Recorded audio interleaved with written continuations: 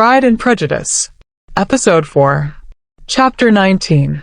The next day opened a new scene at Longbourn. Mr. Collins made his declaration in form, having resolved to do it without loss of time, as his leave of absence extended only to the following Saturday, and having no feelings of diffidence to make it distressing to himself even at the moment, he set about it in a very orderly manner, with all the observances which he supposed a regular part of the business.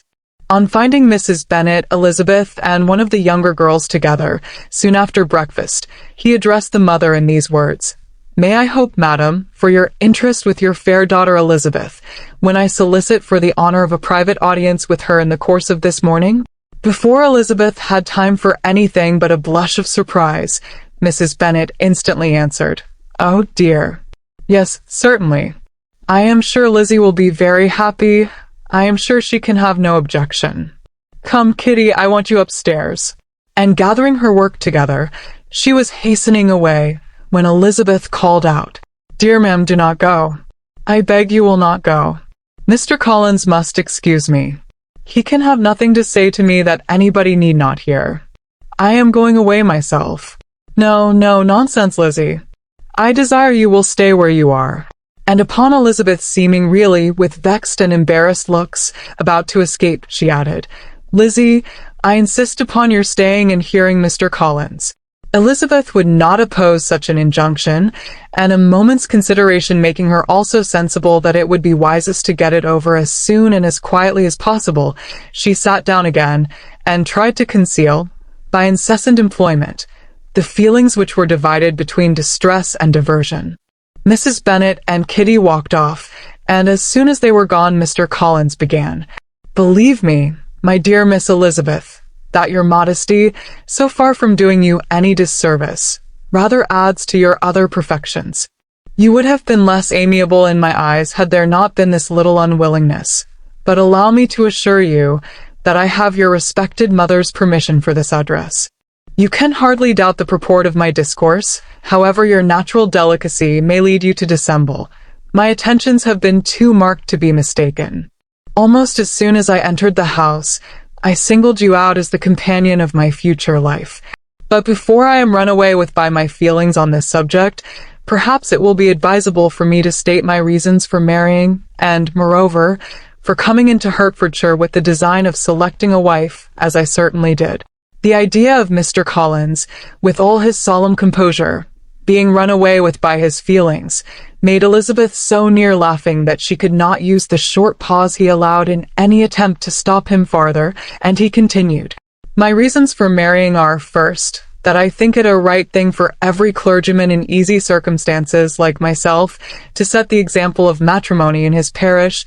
Secondly, that I am convinced it will add very greatly to my happiness, and thirdly, which perhaps I ought to have mentioned earlier, that it is the particular advice and recommendation of the very noble lady whom I have the honor of calling patroness. Twice has she condescended to give me her opinion, unasked too, on this subject, and it was but the very Saturday night before I left Hunsford, between our pools at quadrille, while Mrs. Jenkinson was arranging Miss de Bourgh's footstool, that she said, 'Mr. Collins, you must marry. A clergyman like you must marry. Choose properly, choose a gentlewoman for my sake, and for your own. Let her be an active, useful sort of person, not brought up high, but able to make a small income go a good way. This is my advice. Find such a woman as soon as you can, bring her to Hunsford, and I will visit her. Allow me, by the way, to observe, my fair cousin, that I do not reckon the notice and kindness of Lady Catherine de Bourgh as among the least of the advantages in my power to offer. You will find her manners beyond anything I can describe, and your wit and vivacity, I think, must be acceptable to her, especially when tempered with the silence and respect which her rank will inevitably excite. Thus much for my general intention in favor of matrimony. It remains to be told why my views were directed to Longbourn instead of my own neighborhood, where, I assure you, there are many amiable young women. But the fact is that being, as I am, to inherit this estate after the death of your honored father, who, however, may live many years longer, I could not satisfy myself without resolving to choose a wife from among his daughters, that the loss to them might be as little as possible when the melancholy event takes place, which, however, as I have already said, may not be for several years. This has been my motive, my fair cousin, and I flatter myself it will not sink me in your esteem. And now nothing remains for me but to assure you in the most animated language of the violence of my affection. To fortune I am perfectly indifferent, and shall make no demand of that nature on your father, since I am well aware that it could not be complied with, and that £1,000 in the 4%, which will not be yours till after your mother's decease, is all that you may ever be entitled to. On that head, therefore, I shall be uniformly silent, and you may assure yourself that no ungenerous reproach shall ever pass my lips when we are married." It was absolutely necessary to interrupt him now. "You are too hasty, sir," she cried. "You forget that I have made no answer. Let me do it without farther loss of time. Accept my thanks for the compliment you are paying me. I am very sensible of the honor of your proposals, but it is impossible for me to do otherwise than decline them." "I am not now to learn," replied Mr. Collins with a formal wave of the hand, "that it is usual with young ladies to reject the addresses of the man whom they secretly mean to accept, when he first applies for their favor, and that sometimes the refusal is repeated a second or even a third time. I am therefore by no means discouraged by what you have just said, and shall hope to lead you to the altar ere long." "Upon my word, sir," cried Elizabeth, "your hope is rather an extraordinary one after my declaration. I do assure you that I am not one of those young ladies, if such young ladies there are, who are so daring as to risk their happiness on the chance of being asked a second time. I am perfectly serious in my refusal. You could not make me happy, and I am convinced that I am the last woman in the world who would make you so. Nay, were your friend Lady Catherine to know me, I am persuaded she would find me in every respect ill qualified for this situation." "Were it certain that Lady Catherine would think so," said Mr. Collins very gravely, "but I cannot imagine that her ladyship would at all disapprove of you. And you may be certain that when I have the honor of seeing her again, I shall speak in the highest terms of your modesty, economy, and other amiable qualifications. Indeed, Mr. Collins, all praise of me will be unnecessary. You must give me leave to judge for myself, and pay me the compliment of believing what I say. I wish you very happy and very rich, and by refusing your hand, do all in my power to prevent your being otherwise. In making me the offer, you must have satisfied the delicacy of your feelings with regard to my family, and may take possession of Longbourn estate whenever it falls, without any self-reproach. This matter may be considered, therefore, as finally settled." And rising as she thus spoke, she would have quitted the room, had not Mr. Collins thus addressed her. "When I do myself the honor of speaking to you next on this subject, I shall hope to receive a more favorable answer than you have now given me, though I am far from accusing you of cruelty at present, because I know it to be the established custom of your sex to reject a man on the first application. And perhaps you have even now said as much to encourage my suit as would be consistent with the true delicacy of the female character." "Really, Mr. Collins," cried Elizabeth with some warmth, "you puzzle me exceedingly. If what I have hitherto said can appear to you in the form of encouragement, I know not how to express my refusal in such a way as may convince you of its being one. You must give me leave to flatter myself, my dear cousin, that your refusal of my addresses is merely words of course. My reasons for believing it are briefly these. It does not appear to me that my hand is unworthy your acceptance, or that the establishment I can offer would be any other than highly desirable. My situation in life, my connections with the family of de Bourgh, and my relationship to your own, are circumstances highly in my favor, and you should take it into farther consideration that, in spite of your manifold attractions, it is by no means certain that another offer of marriage may ever be made you. Your portion is unhappily so small that it will in all likelihood undo the effects of your loveliness and amiable qualifications.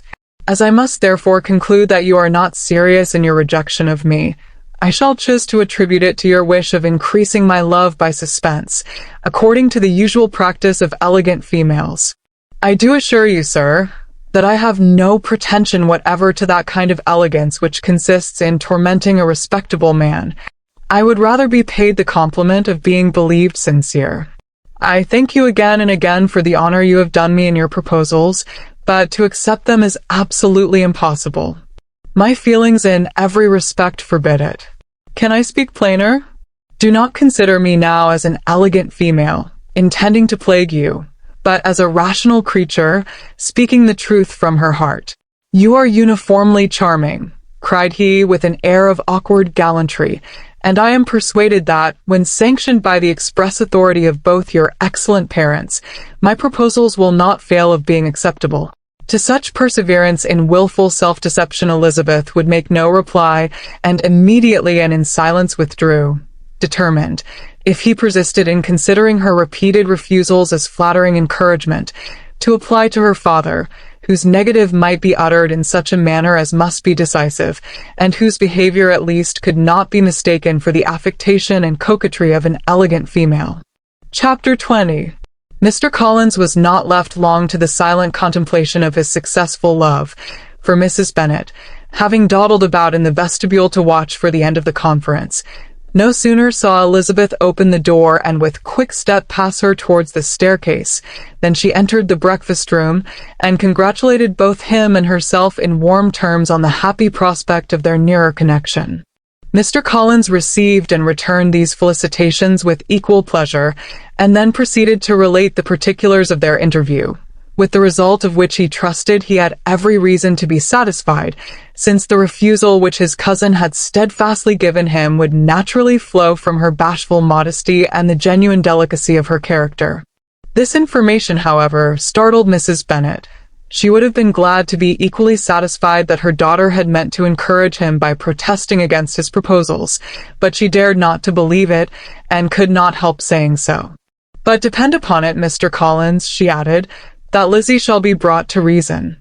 I will speak to her about it myself directly. She is a very headstrong, foolish girl, and does not know her own interest, but I will make her know it." "Pardon me for interrupting you, madam," cried Mr. Collins, "but if she is really headstrong and foolish, I know not whether she would altogether be a very desirable wife to a man in my situation, who naturally looks for happiness in the marriage state. If, therefore, she actually persists in rejecting my suit, perhaps it were better not to force her into accepting me, because if liable to such defects of temper, she could not contribute much to my felicity." "Sir, you quite misunderstand me," said Mrs. Bennet, alarmed. "Lizzie is only headstrong in such matters as these. In everything else she is as good-natured a girl as ever lived. I will go directly to Mr. Bennet, and we shall very soon settle it with her, I am sure." She would not give him time to reply, but hurrying instantly to her husband, called out as she entered the library, "Oh, Mr. Bennet, you are wanted immediately. We are all in an uproar. You must come and make Lizzie marry Mr. Collins, for she vows she will not have him, and if you do not make haste he will change his mind and not have her." Mr. Bennet raised his eyes from his book as she entered, and fixed them on her face with a calm unconcern which was not in the least altered by her communication. "I have not the pleasure of understanding you," said he when she had finished her speech. "Of what are you talking?" "Of Mr. Collins and Lizzie. Lizzie declares she will not have Mr. Collins, and Mr. Collins begins to say that he will not have Lizzie. And what am I to do on the occasion? It seems an hopeless business. Speak to Lizzie about it yourself. Tell her that you insist upon her marrying him. Let her be called down. She shall hear my opinion." Mrs. Bennet rang the bell, and Miss Elizabeth was summoned to the library. "Come here, child," cried her father as she appeared. "I have sent for you on an affair of importance. I understand that Mr. Collins has made you an offer of marriage. Is it true?" Elizabeth replied that it was. "Very well, and this offer of marriage you have refused?" "I have, sir." "Very well. We now come to the point.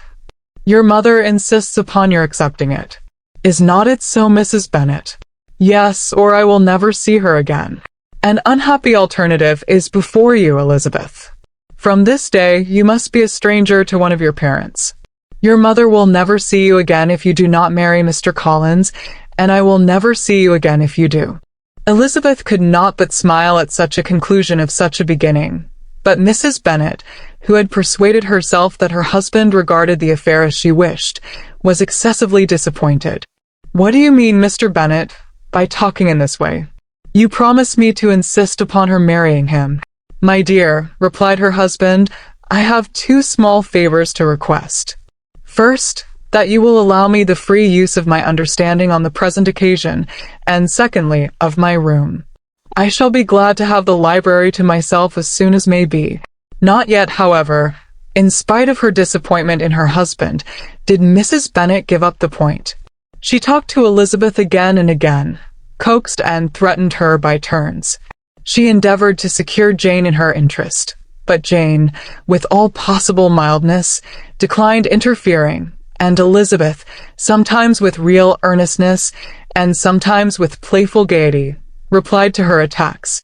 Though her manner varied, however, her determination never did. Mr. Collins, meanwhile, was meditating in solitude on what had passed.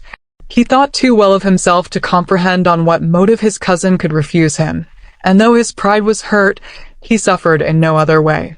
His regard for her was quite imaginary, and the possibility of her deserving her mother's reproach prevented his feeling any regret.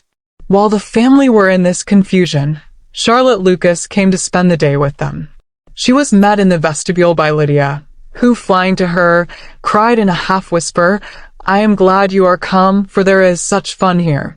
What do you think has happened this morning? Mr. Collins has made an offer to Lizzie, and she will not have him."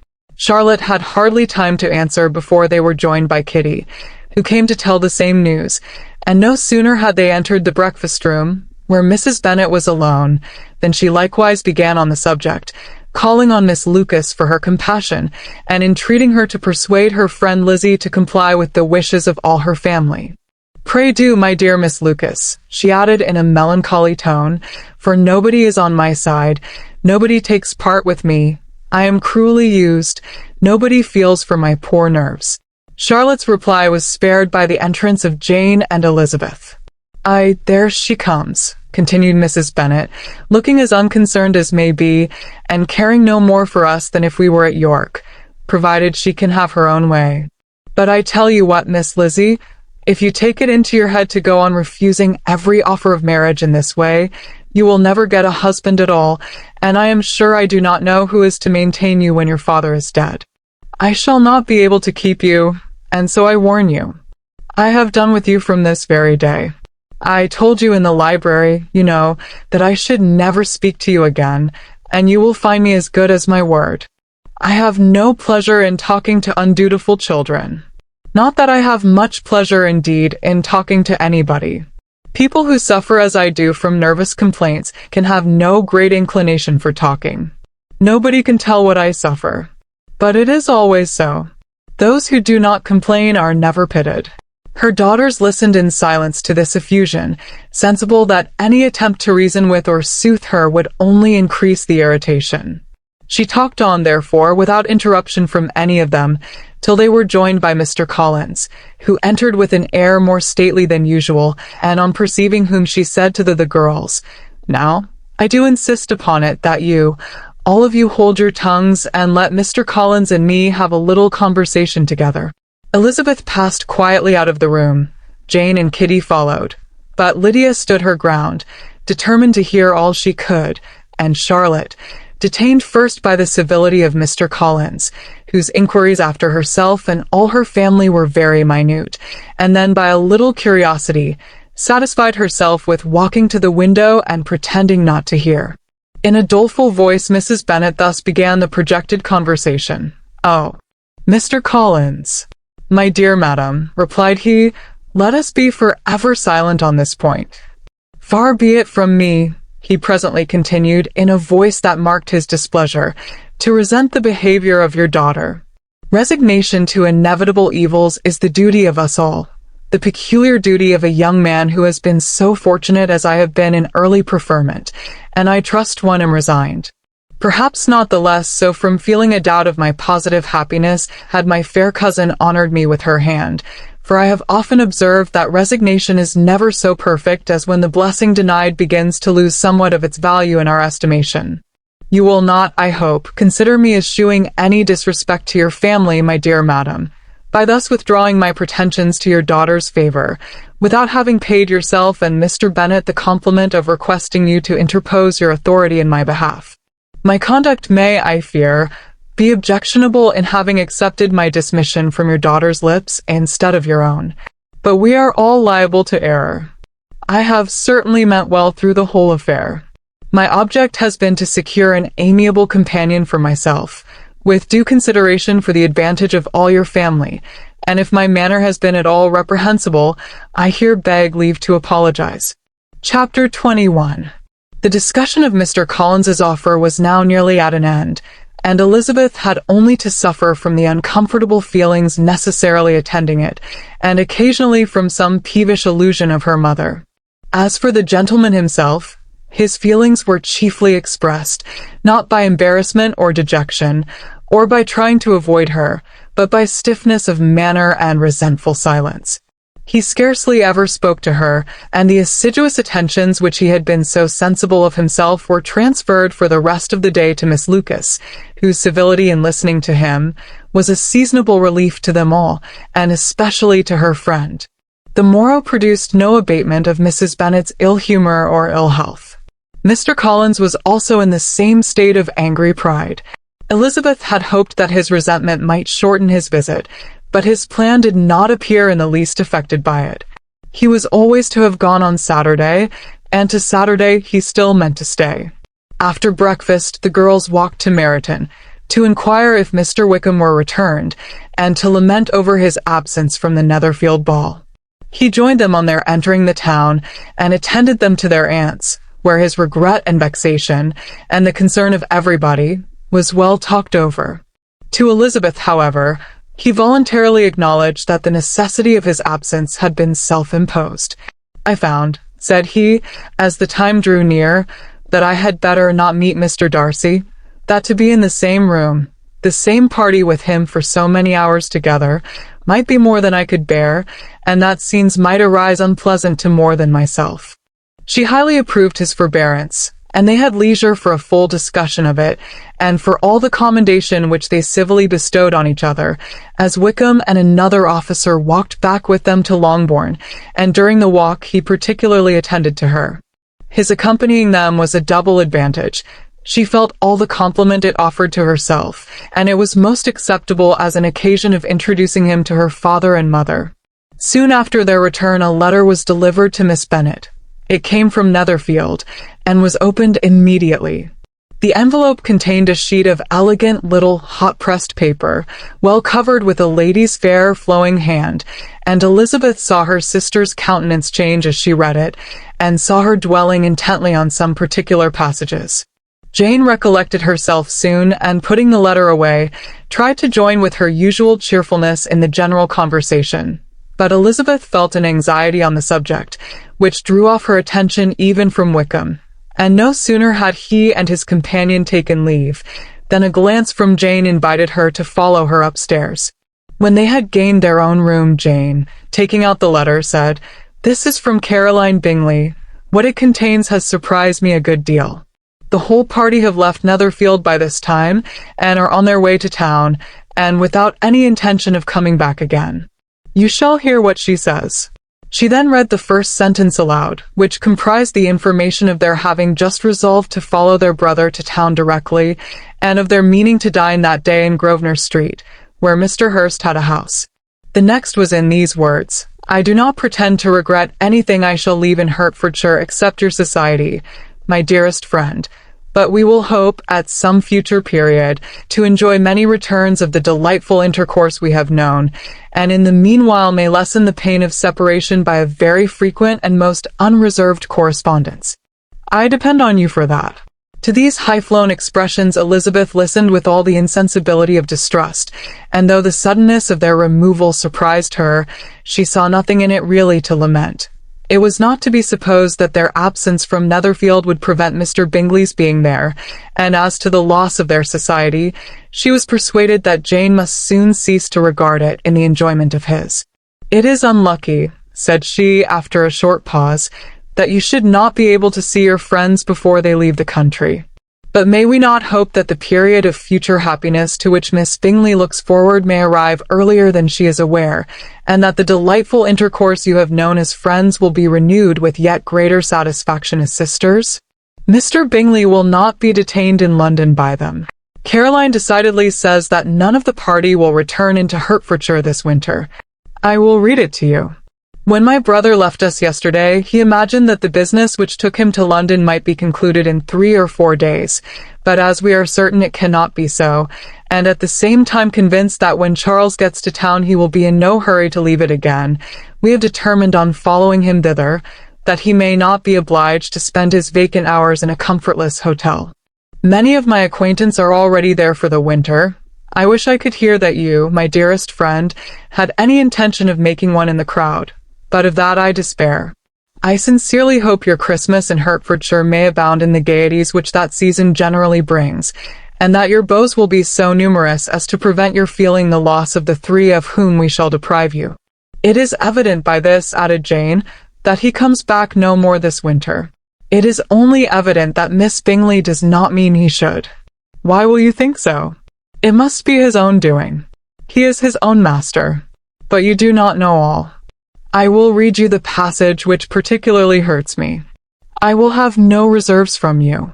Mr. Darcy is impatient to see his sister, and to confess the truth, we are scarcely less eager to meet her again.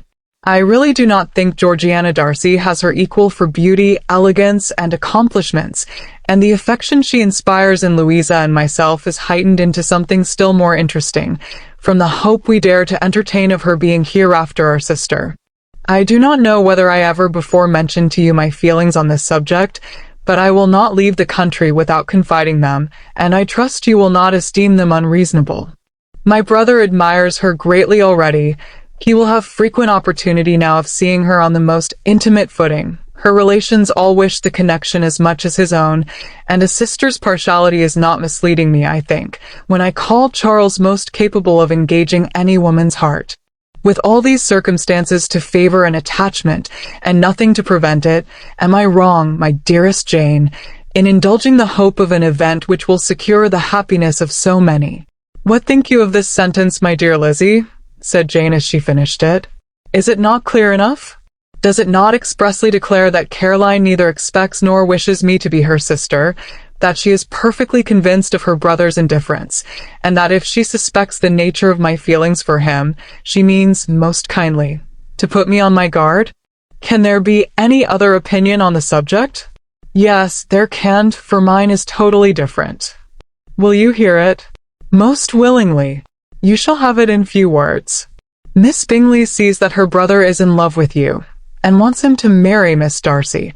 She follows him to town in the hope of keeping him there, and tries to persuade you that he does not care about you. Jane shook her head. Indeed, Jane, you ought to believe me. No one who has ever seen you together can doubt his affection. Miss Bingley, I am sure, cannot. She is not such a simpleton. Could she have seen half as much love in Mr. Darcy for herself, she would have ordered her wedding clothes. But the case is this. We are not rich enough or grand enough for them, and she is the more anxious to get Miss Darcy for her brother, from the notion that when there has been one intermarriage, she may have less trouble in achieving a second, in which there is certainly some ingenuity, and I dare say it would succeed if Miss de Bourgh were out of the way. But, my dearest Jane, you cannot seriously imagine that because Miss Bingley tells you her brother greatly admires Miss Darcy, he is in the smallest degree less sensible of your merit than when he took leave of you on Tuesday, or that it will be in her power to persuade him that instead of being in love with you, he is very much in love with her friend.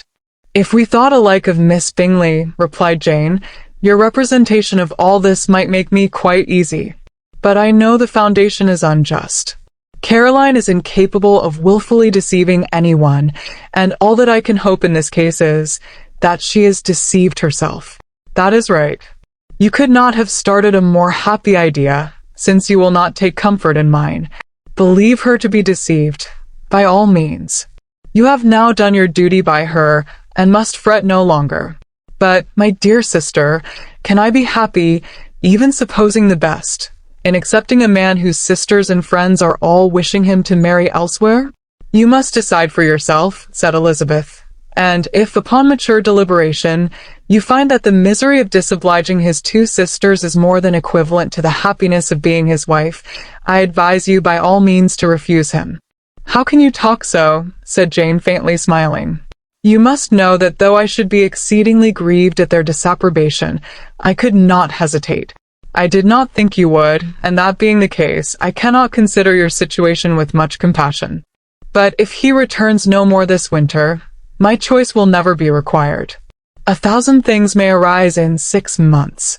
The idea of his returning no more Elizabeth treated with the utmost contempt. It appeared to her merely the suggestion of Caroline's interested wishes, and she could not for a moment suppose that those wishes, however openly or artfully spoken, could influence a young man so totally independent of everyone. She represented to her sister as forcibly as possible what she felt on the subject, and had soon the pleasure of seeing its happy effect. Jane's temper was not desponding, and she was gradually led to hope, though the diffidence of affection sometimes overcame the hope, that Bingley would return to Netherfield and answer every wish of her heart.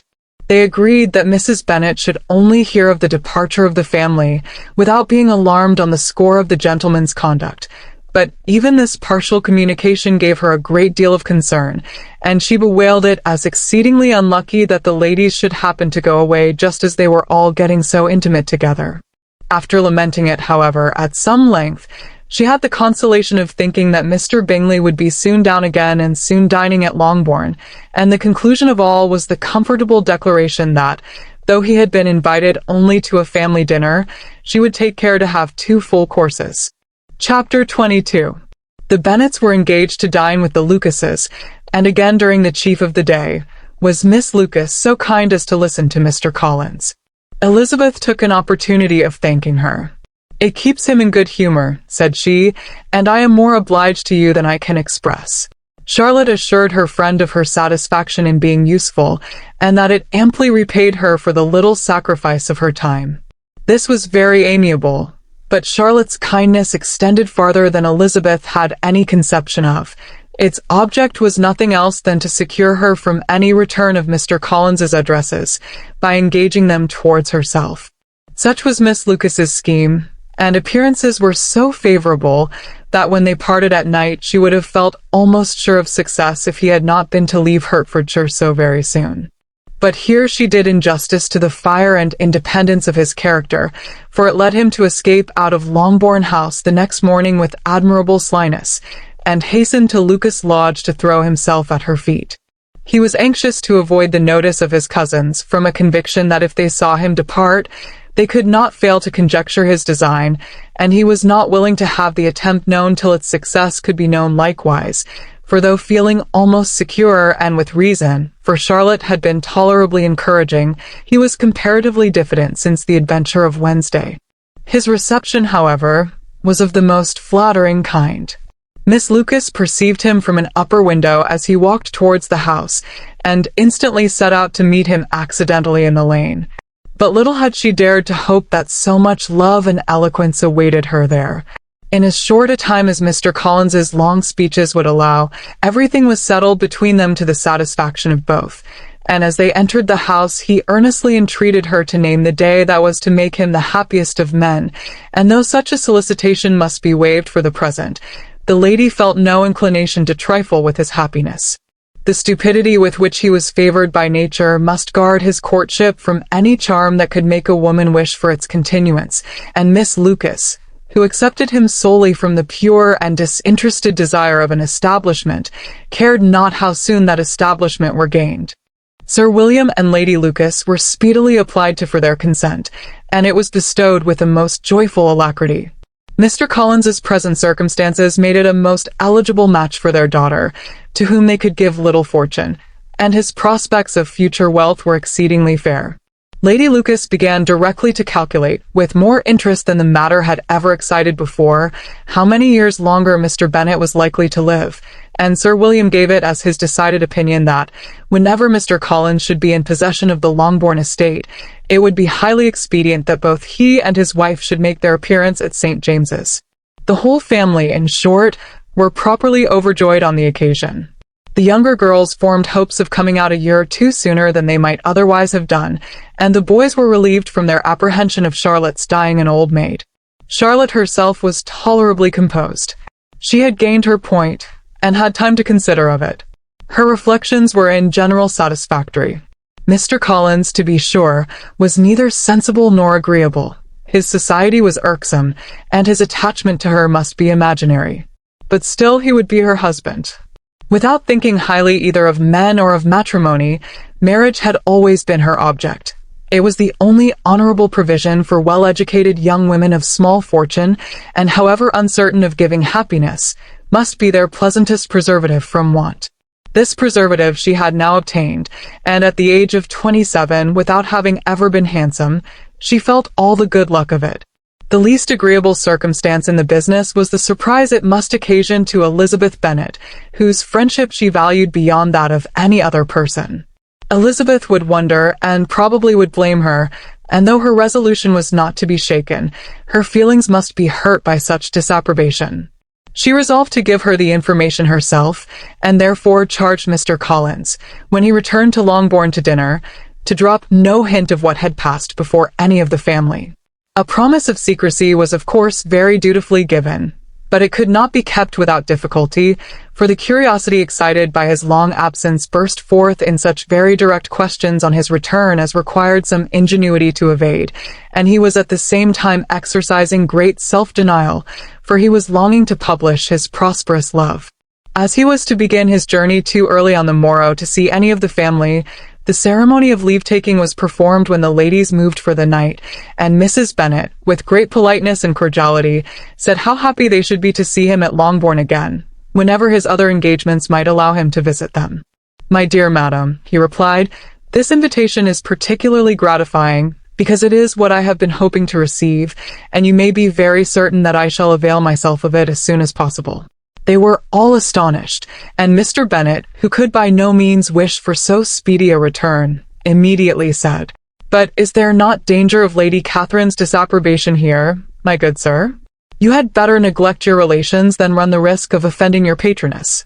"My dear sir," replied Mr. Collins, "I am particularly obliged to you for this friendly caution, and you may depend upon my not taking so material a step without her ladyship's concurrence. You cannot be too much on your guard.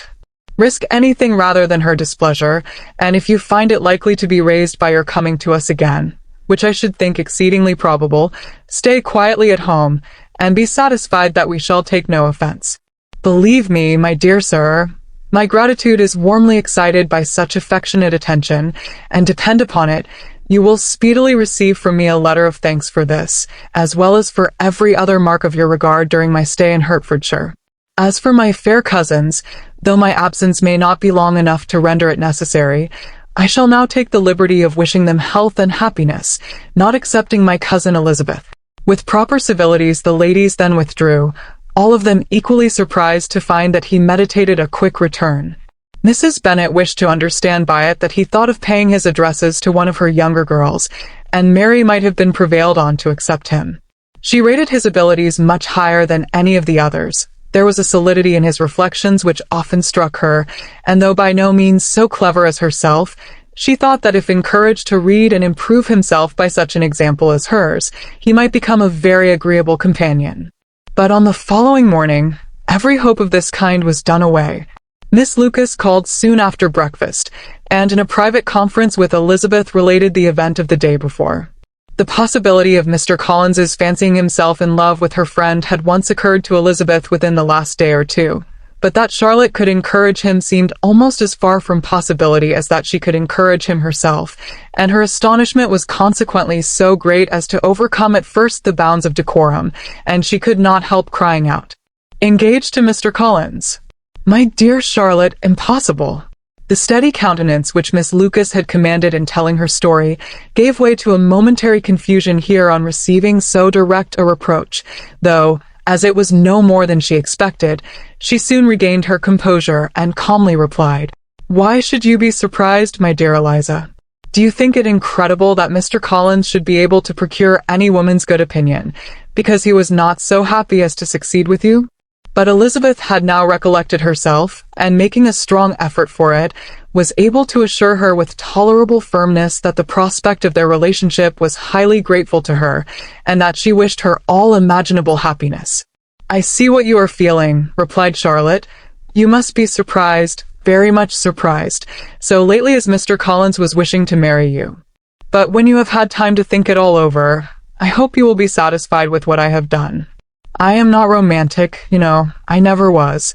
I ask only a comfortable home, and considering Mr. Collins's character, connections, and situation in life, I am convinced that my chance of happiness with him is as fair as most people can boast on entering the marriage state." Elizabeth quietly answered, "Undoubtedly," and after an awkward pause they returned to the rest of the family. Charlotte did not stay much longer, and Elizabeth was then left to reflect on what she had heard. It was a long time before she became at all reconciled to the idea of so unsuitable a match. The strangeness of Mr. Collins's making 2 offers of marriage within 3 days was nothing in comparison of his being now accepted. She had always felt that Charlotte's opinion of matrimony was not exactly like her own, but she could not have supposed it possible that, when called into action, she would have sacrificed every better feeling to worldly advantage. Charlotte, the wife of Mr. Collins, was a most humiliating picture, and to the pang of a friend disgracing herself and sunk in her esteem, was added the distressing conviction that it was impossible for that friend to be tolerably happy in the lot she had chosen. Chapter 23. Elizabeth was sitting with her mother and sisters, reflecting on what she had heard, and doubting whether she were authorized to mention it, when Sir William Lucas himself appeared, sent by his daughter to announce her engagement to the family. With many compliments to them and much self-gratulation on the prospect of a connection between the 2 houses, he unfolded the matter to an audience not merely wondering, but incredulous, for Mrs. Bennet, with more perseverance than politeness, protested he must be entirely mistaken, and Lydia, always unguarded and often uncivil, boisterously exclaimed, "Good Lord! Sir William, how can you tell such a story? Do not you know that Mr. Collins wants to marry Lizzie?" Nothing less than the complaisance of a courtier could have borne without anger such treatment, but Sir William's good breeding carried him through it all, and though he begged leave to be positive as to the truth of his information, he listened to all their impertinence with the most forbearing courtesy. Elizabeth, feeling it incumbent on her to relieve him from so unpleasant a situation, now put herself forward to confirm his account, by mentioning her prior knowledge of it from Charlotte herself, and endeavored to put a stop to the exclamations of her mother and sisters by the earnestness of her congratulations to Sir William, in which she was readily joined by Jane, and by making a variety of remarks on the happiness that might be expected from the match, the excellent character of Mr. Collins, and the convenient distance of Hunsford from London. Mrs. Bennet was, in fact, too much overpowered to say a great deal while Sir William remained, but no sooner had he left them than her feelings found a rapid vent. In the first place, she persisted in disbelieving the whole of the matter. Secondly, she was very sure that Mr. Collins had been taken in. Thirdly, she trusted that they would never be happy together, and fourthly, that the match might be broken off. 2 inferences, however, were plainly deduced from the whole. 1. That Elizabeth was the real cause of all the mischief, and the other, that she herself had been barbarously used by them all, and on these 2 points she principally dwelt during the rest of the day. Nothing could console and nothing appease her, nor did that day wear out her resentment. A week elapsed before she could see Elizabeth without scolding her. A month passed away before she could speak to Sir William or Lady Lucas without being rude, and many months were gone before she could at all forgive their daughter. Mr. Bennet's emotions were much more tranquil on the occasion, and such as he did experience he pronounced to be of a most agreeable sort, for it gratified him, he said, to discover that Charlotte Lucas, whom he had been used to think tolerably sensible, was as foolish as his wife, and more foolish than his daughter. Jane confessed herself a little surprised at the match, but she said less of her astonishment than of her earnest desire for their happiness, nor could Elizabeth persuade her to consider it as improbable. Kitty and Lydia were far from envying Miss Lucas, for Mr. Collins was only a clergyman, and it affected them in no other way than as a piece of news to spread at Meryton. Lady Lucas could not be insensible of triumph on being able to retort on Mrs. Bennet the comfort of having a daughter well married, and she called at Longbourn rather oftener than usual to say how happy she was, though Mrs. Bennet's sour looks and ill-natured remarks might have been enough to drive happiness away. Between Elizabeth and Charlotte there was a restraint which kept them mutually silent on the subject, and Elizabeth felt persuaded that no real confidence could ever subsist between them again. Her disappointment in Charlotte made her turn with fonder regard to her sister, of whose rectitude and delicacy she was sure her opinion could never be shaken, and for whose happiness she grew daily more anxious, as Bingley had now been gone a week, and nothing was heard of his return.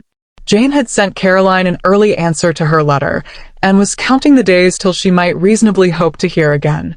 The promised letter of thanks from Mr. Collins arrived on Tuesday, addressed to their father, and written with all the solemnity of gratitude which a 12 months' abode in the family might have prompted. After discharging his conscience on that head, he proceeded to inform them, with many rapturous expressions, of his happiness in having obtained the affection of their amiable neighbour, Miss Lucas, and then explained that it was merely with the view of enjoying her society that he had been so ready to close with their kind wish of seeing him again at Longbourn, whither he hoped to be able to return on Monday fortnight. For Lady Catherine, he added, so heartily approved his marriage that she wished it to take place as soon as possible, which he trusted would be an unanswerable argument with his amiable Charlotte to name an early day for making him the happiest of men. Mr. Collins's return into Hertfordshire was no longer a matter of pleasure to Mrs. Bennet. On the contrary, she was as much disposed to complain of it as her husband. It was very strange that he should come to Longbourn instead of to Lucas Lodge. It was also very inconvenient and exceedingly troublesome. She hated having visitors in the house while her health was so indifferent, and lovers were of all people the most disagreeable. Such were the gentle murmurs of Mrs. Bennet, and they gave way only to the greater distress of Mr. Bingley's continued absence. Neither Jane nor Elizabeth were comfortable on the subject. Day after day passed away without bringing any other tidings of him than the report which shortly prevailed in Meryton of his coming no more to Netherfield the whole winter, a report which highly incensed Mrs. Bennet, and which she never failed to contradict as a most scandalous falsehood. Even Elizabeth began to fear, not that Bingley was indifferent, but that his sisters would be successful in keeping him away. Unwilling as she was to admit an idea so destructive of Jane's happiness, and so dishonourable to the stability of her lover, she could not prevent its frequently recurring. The united efforts of his two unfeeling sisters and of his overpowering friend, assisted by the attractions of Miss Darcy and the amusements of London, might be too much, she feared, for the strength of his attachment. As for Jane, her anxiety under this suspense was, of course, more painful than Elizabeth's, but whatever she felt she was desirous of concealing, and between herself and Elizabeth, therefore, the subject was never alluded to. But as no such delicacy restrained her mother, an hour seldom passed in which she did not talk of Bingley, express her impatience for his arrival, or even require Jane to confess that if he did not come back, she should think herself very ill-used. It needed all Jane's steady mildness to bear these attacks with tolerable tranquillity. Mr. Collins returned most punctually on the Monday fortnight, but his reception at Longbourn was not quite so gracious as it had been on his first introduction. He was too happy, however, to need much attention, and, luckily for the others, the business of love-making relieved them from a great deal of his company.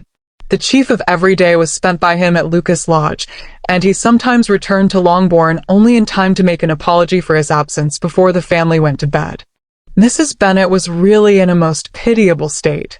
The very mention of anything concerning the match threw her into an agony of ill-humour, and wherever she went she was sure of hearing it talked of. The sight of Miss Lucas was odious to her. As her successor in that house, she regarded her with jealous abhorrence. Whenever Charlotte came to see them, she concluded her to be anticipating the hour of possession, and whenever she spoke in a low voice to Mr. Collins, was convinced that they were talking of the Longbourn estate, and resolving to turn herself and her daughters out of the house as soon as Mr. Bennet were dead. She complained bitterly of all this to her husband. "Indeed, Mr. Bennet," said she, "it is very hard to think that Charlotte Lucas should ever be mistress of this house, that I should be forced to make way for her, and live to see her take my place in it. My dear, do not give way to such gloomy thoughts. Let us hope for better things. Let us flatter ourselves that I may be the survivor." This was not very consoling to Mrs. Bennet, and therefore, instead of making any answer, she went on as before. "I cannot bear to think that they should have all this estate. If it was not for the entail, I should not mind it. What should not you mind? I should not mind anything at all. Let us be thankful that you are preserved from a state of such insensibility. I never can be thankful, Mr. Bennet, for anything about the entail. How anyone could have the conscience to entail away an estate from one's own daughters, I cannot understand, and all for the sake of Mr. Collins, too. Why should he have it more than anybody else? I leave it to yourself to determine, said Mr. Bennet. Chapter 24. Miss Bingley's letter arrived, and put an end to doubt. The very first sentence conveyed the assurance of their being all settled in London for the winter, and concluded with her brother's regret at not having had time to pay his respects to his friends in Hertfordshire before he left the country. Hope was over, entirely over, and when Jane could attend to the rest of the letter, she found little, except the professed affection of the writer, that could give her any comfort. Miss Darcy's praise occupied the chief of it. Her many attractions were again dwelt on, and Caroline boasted joyfully of their increasing intimacy, and ventured to predict the accomplishment of the wishes which had been unfolded in her former letter. She wrote also with great pleasure of her brother's being an inmate of Mr. Darcy's house, and mentioned with raptures some plans of the latter with regard to new furniture. Elizabeth, to whom Jane very soon communicated the chief of all this, heard it in silent indignation. Her heart was divided between concern for her sister and resentment against all the others. To Caroline's assertion of her brother's being partial to Miss Darcy, she paid no credit. That he was really fond of Jane, she doubted no more than she had ever done, and much as she had always been disposed to like him, she could not think without anger, hardly without contempt, on that easiness of temper, that want of proper resolution, which now made him the slave of his designing friends, and led him to sacrifice his own happiness to the caprice of their inclinations. Had his own happiness, however, been the only sacrifice, he might have been allowed to sport with it in whatever manner he thought best, but her sister's was involved in it, as she thought he must be sensible himself. It was a subject, in short, on which reflection would be long indulged, and must be unavailing. She could think of nothing else, and yet, whether Bingley's regard had really died away, or were suppressed by his friend's interference, whether he had been aware of Jane's attachment, or whether it had escaped his observation, whichever were the case, though her opinion of him must be materially affected by the difference, her sister's situation remained the same, her peace equally wounded. A day or two passed before Jane had courage to speak of her feelings to Elizabeth, but at last on Mrs. Bennet's leaving them together, after a longer irritation than usual about Netherfield and its master, she could not help saying, "Oh, that my dear mother had more command over herself. She can have no idea of the pain she gives me by her continual reflections on him. But I will not repine. It cannot last long. He will be forgot, and we shall all be as we were before."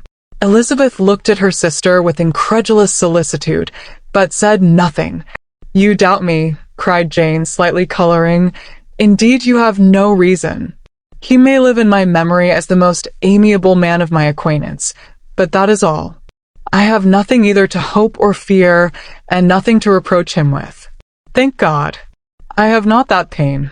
A little time, therefore, I shall certainly try to get the better."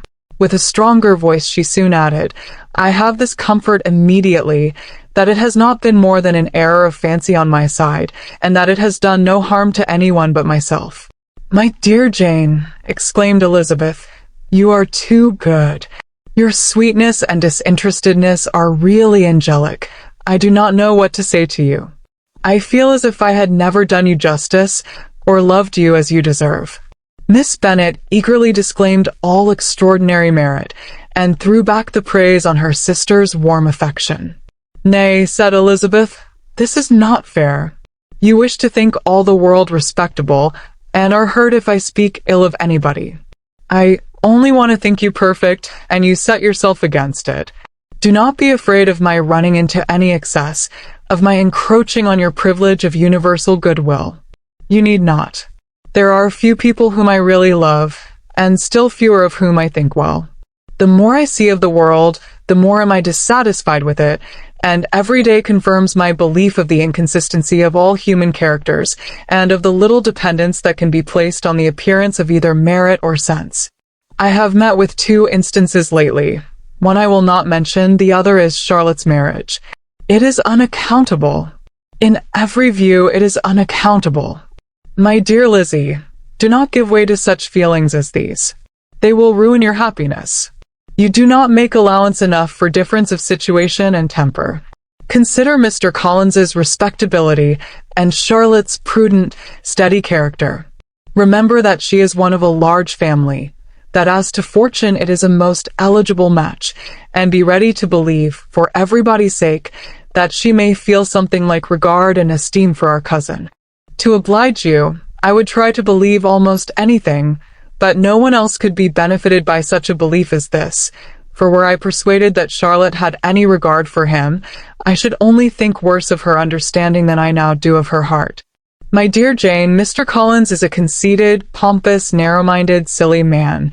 You know he is, as well as I do, and you must feel, as well as I do, that the woman who marries him cannot have a proper way of thinking. You shall not defend her, though it is Charlotte Lucas. You shall not, for the sake of one individual, change the meaning of principle and integrity, nor endeavor to persuade yourself or me that selfishness is prudence, and insensibility of danger security for happiness. I must think your language too strong in speaking of both, replied Jane, and I hope you will be convinced of it by seeing them happy together. But enough of this. You alluded to something else.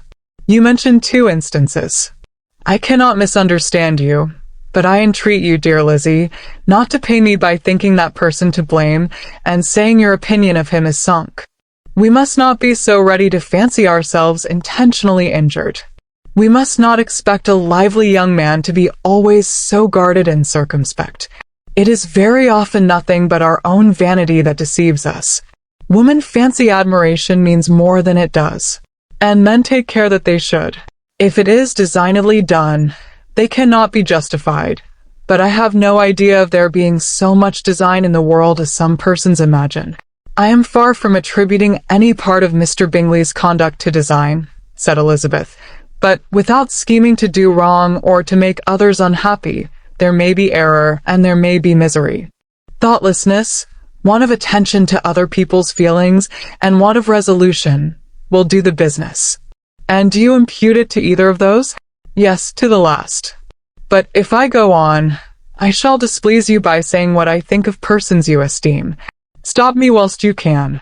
You persist, then, in supposing his sisters influence him. Yes, in conjunction with his friend. I cannot believe it. Why should they try to influence him? They can only wish his happiness, and if he is attached to me, no other woman can secure it. Your first position is false. They may wish many things besides his happiness. They may wish his increase of wealth and consequence. They may wish him to marry a girl who has all the importance of money, great connections, and pride. Beyond a doubt they do wish him to choose Miss Darcy, replied Jane, but this may be from better feelings than you are supposing. They have known her much longer than they have known me. No wonder if they love her better. But whatever may be their own wishes, it is very unlikely they should have opposed their brothers. What sister would think herself at liberty to do it, unless there were something very objectionable? If they believed him attached to me, they would not try to part us. If he were so, they could not succeed. By supposing such an affection, you make everybody acting unnaturally and wrong, and me most unhappy. Do not distress me by the idea. I am not ashamed of having been mistaken, or at least, it is slight, it is nothing in comparison of what I should feel in thinking ill of him or his sisters. Let me take it in the best light, in the light in which it may be understood. Elizabeth could not oppose such a wish, and from this time Mr. Bingley's name was scarcely ever mentioned between them.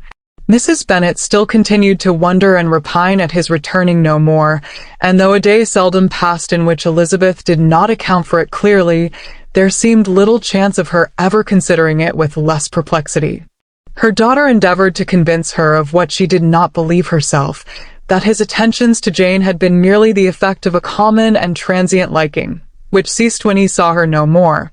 But though the probability of the statement was admitted at the time, she had the same story to repeat every day. Mrs. Bennet's best comfort was that Mr. Bingley must be down again in the summer. Mr. Bennet treated the matter differently. So Lizzie said he one day, "Your sister is crossed in love, I find. I congratulate her. Next to being married, a girl likes to be crossed in love a little now and then. It is something to think of, and gives her a sort of distinction among her companions. When is your turn to come? You will hardly bear to be long outdone by Jane. Now is your time. Here are officers enough at Meryton to disappoint all the young ladies in the country. Let Wickham be your man. He is a pleasant fellow, and would jilt you creditably." "Thank you, sir, but a less agreeable man would satisfy me. We must not all expect Jane's good fortune." "True," said Mr. Bennet, "but it is a comfort to think that whatever of that kind may befall you, you have an affectionate mother who will always make the most of it." Mr. Wickham's society was of material service in dispelling the gloom which the late perverse occurrences had thrown on many of the Longbourn family. They saw him often, and to his other recommendations was now added that of general unreserve. The whole of what Elizabeth had already heard, his claims on Mr. Darcy, and all that he had suffered from him, was now openly acknowledged and publicly canvassed, and everybody was pleased to think how much they had always disliked Mr. Darcy before they had known anything of the matter. Miss Bennet was the only creature who could suppose there might be any extenuating circumstances in the case, unknown to the society of Hertfordshire. Her mild and steady candour always pleaded for allowances and urged the possibility of mistakes, but by everybody else Mr. Darcy was condemned as the worst of men. If you've enjoyed this episode of Pride and Prejudice, don't forget to like, subscribe, and turn on the bell so you never miss a moment of Austen's brilliant wit and emotional depth. But we're not done yet, far from it. In the next episode, secrets will unravel, new alliances will form, and Elizabeth's world is about to shift once again. Who can she truly trust? And what revelations lie just ahead? Stay tuned as we continue through this timeless tale of love, class, and character. See you in the next chapter of our evergreen masterpiece. Goodbye until then.